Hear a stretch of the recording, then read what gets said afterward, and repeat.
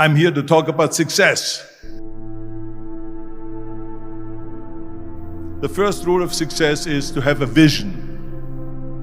You see, if you don't have a vision of where you go, and if you don't have a goal where you go, you drift around and you never end up anywhere. I mean, as you know, I was born in 1947 in Austria after the Second World War. So I was very fortunate that I stumbled onto my vision. And I didn't really like Austria when I grew up. I couldn't wait to get out of there.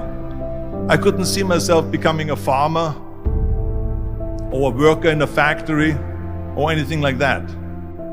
Even though my parents wanted me to stay there and have a normal life. But that was their vision, not mine. My vision was totally different. I felt that I was born for something special, for something unique, for something big.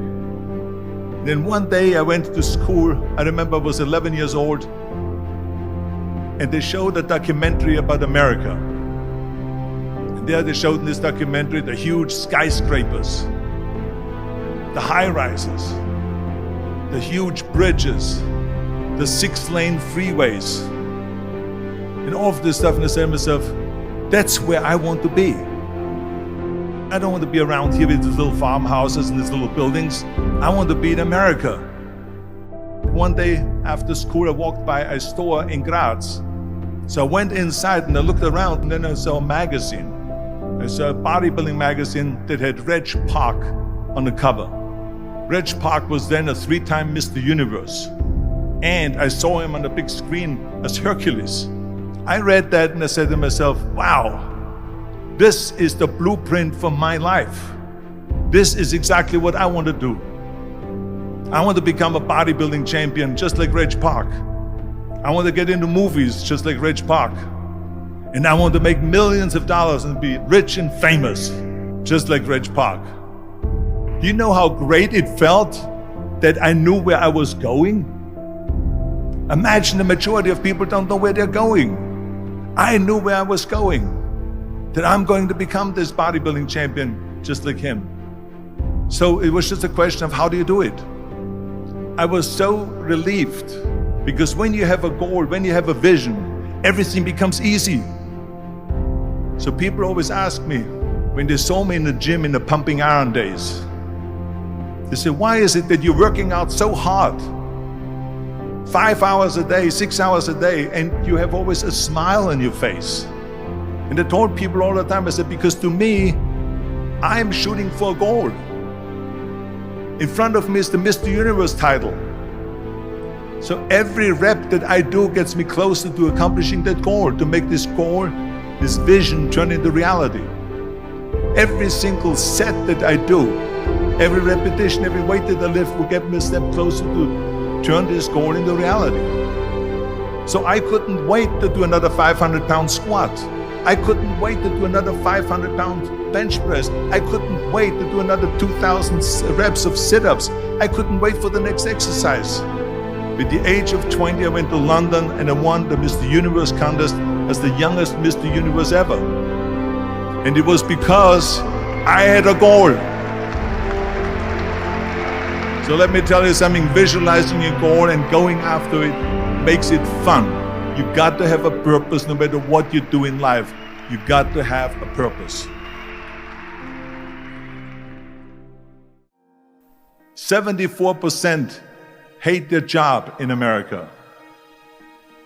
Now, this is not much different when you come to Europe. The majority of people don't like what they're doing, because they're really not doing it because they didn't have a goal and they followed this goal.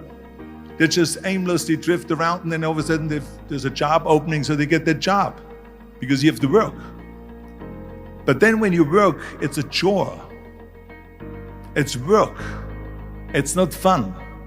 So if you think about, only a quarter of the people really enjoy what they're doing in life. That is unbelievable if you think about it. So I felt so blessed that I knew what I was doing. It's like a medical student that studies and knows he wants to become a doctor. You know where to go.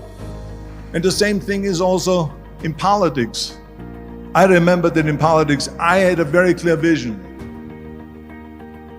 that I will be the leader of California. That's as far as I could go because I was not born in America, so I could not run for president. So being the governor of the fifth largest state, the largest state, the fifth largest economy in the world, was for me really the ultimate title, the ultimate accomplishment in politics. So even though people came up to me and says, why don't you go and run for something smaller, you're never gonna make it. I ran for governor, and then 2 months later I became governor of the state of California. Again, because I had a very clear vision what I'm gonna do with California. So that's rule number one, have a vision. Rule number two is, don't listen to the naysayers. Don't listen to the naysayers.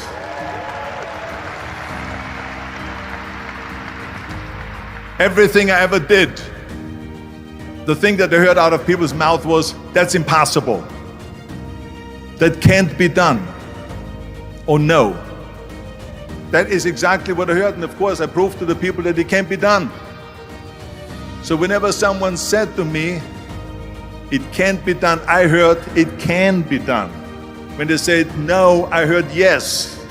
And when they said it's impossible, I heard, it is possible. I'm a strong believer of what Nelson Mandela said, that everything is always impossible until someone does it. Well, I'm gonna be the one, I said to myself, I'm gonna do it and I'm gonna show it to them. Maybe it has never been done before. That's perfectly fine with me. But I'm gonna do it. And I did not listen to the naysayers. It's all about the hard work that you put in. I said to myself, in bodybuilding I worked out 5-6 hours a day. I'm gonna do the same thing now for acting. And of course I went to college to study English. I studied the accent removal, acting classes, and all of this stuff, all day long. I worked and I worked and I worked. And within a short period of time, I made one movie called Hercules in New York, which of course went right into the toilet. But it didn't discourage me. I still had the same vision. And then all of a sudden I did Streets of San Francisco. I did Stay Hungry and Pumping Iron and The Villain. And then all of a sudden I was asked by Dino De Laurentiis and by Universal Studio to star in Conan the Barbarian. And after I did Conan the Barbarian, the director at the press conference said to the press, the director was John Milius. He said to the press, if we wouldn't have had Arnold, we would have had to build one. So think about that. The very body that they said can never be sold because the time is wrong. A few years later, I'm doing Conan the Barbarian, and it was the #1 hit at the box office when it came out in the summer of '82. Think about that. And the director says, if we wouldn't have had his body, we would have had to build one. So all of a sudden, my body became an asset, not a liability. And the same thing was with Terminator. After we were finished filming Terminator, Jim Cameron said to the press, if Arnold wouldn't have had that accent and talked like a machine, I think the movie wouldn't have worked. So think about that. The body and the accent that they attacked was an asset. But I didn't listen to those losers. I didn't listen to them at all. It's just the reality of it is that you cannot listen to the naysayers. So this is a very important lesson for all of you. So when someone says, no, this is a stupid idea, you in your mind, you don't have to say it, but in your mind just say to yourself, you're an asshole. What do you know?